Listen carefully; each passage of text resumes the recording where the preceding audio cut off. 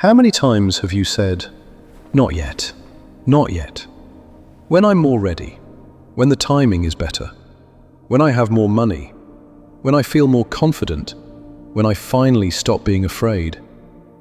But let me ask you something. How long have you been waiting? A week? A year? 10 years? And how much closer are you to that feeling of being ready? Because here is what I have noticed. The people who wait to feel ready never do. And the people who act before they feel ready, they become the ones the world calls brave. Here is the truth that nobody tells you. Readiness is not a feeling. It is not something that arrives like a package at your door. It is not something the universe hands you when the conditions are perfect, because the conditions will never be perfect. There will always be a reason to wait. There will always be something missing, something unfinished, something uncertain. That is not a sign to stop. That is just called life. Think about the thing you have been postponing, the business you haven't started, the conversation you haven't had, the life you keep drawing in your mind but never on the page. What are you really waiting for?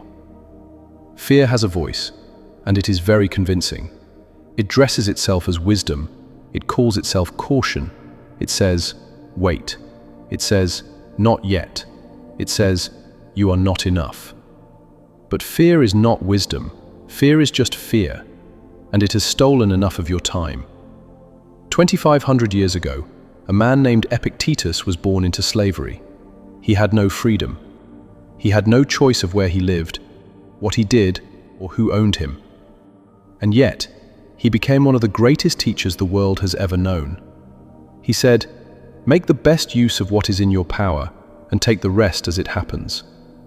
He did not wait for freedom to begin living. He did not wait for perfect conditions to develop his mind. He began, right where he was, with what he had. And this is what Epictetus understood that most of us forget. You will never control the outside world. You cannot control when the opportunity comes. You cannot control what people think. You cannot control the economy, the timing, or the fear inside you. But you can always control one thing, the choice to begin. Seneca, the Roman philosopher, wrote something that has stayed with me. It is not that we have a short time to live, but that we waste much of it. We waste it, waiting to feel braver, waiting to feel smarter, waiting to feel worthy of the thing we already desire. But time does not wait for your readiness. The life you want? It is happening right now. Either you are building it, or you are watching it pass. There is no pause button. There is no later. There is only now. Khalil Gibran said, "Your living is determined not so much by what life brings to you, as by the attitude you bring to life." The life you are waiting to live is already inside you. It does not live somewhere in the future. It lives in the attitude you carry today. And Rumi, that timeless voice of the soul, said something that cuts even deeper. Live where you fear to live. Destroy your reputation. Be notorious. Be notorious for trying, for starting before you were ready, for showing up imperfect, unpolished, and fully alive. Because the person who tries and stumbles is always 10 steps ahead of the person who never moved. And then there is Marcus Aurelius, Emperor of Rome, the most powerful man on earth. And yet every single morning, he had to remind himself to begin. He wrote, "You have power over your mind, not outside events. Realize this, and you will find strength." Even an emperor struggled with beginning. Even a man of great power had to push past the resistance. So if you have been waiting to feel ready, you are in very good company. The difference between the people who change their lives and the people who only dream of changing them is not talent. It is not luck. It is not even courage. It is the decision to begin anyway.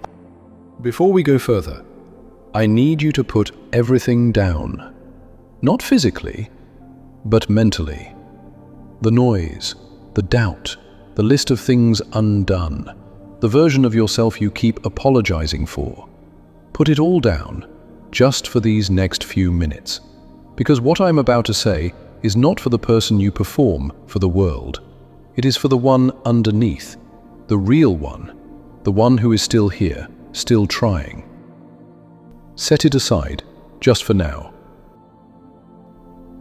I know what it feels like to stand at the edge of something and feel like the ground might not hold you.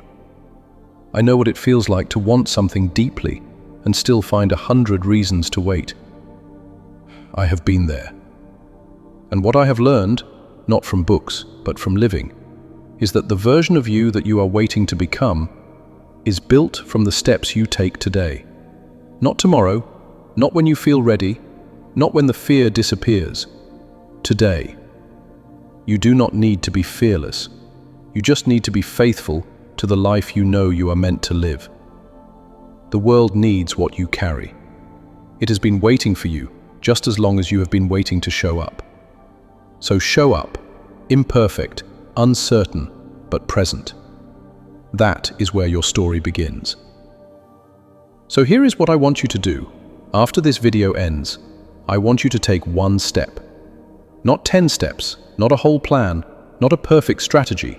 One step toward the thing you have been postponing. Send the message, open the document, make the call, start the page. Just one step. Because readiness is not a feeling you wait for, it is a feeling you build. Step by step, day by day, choice by choice.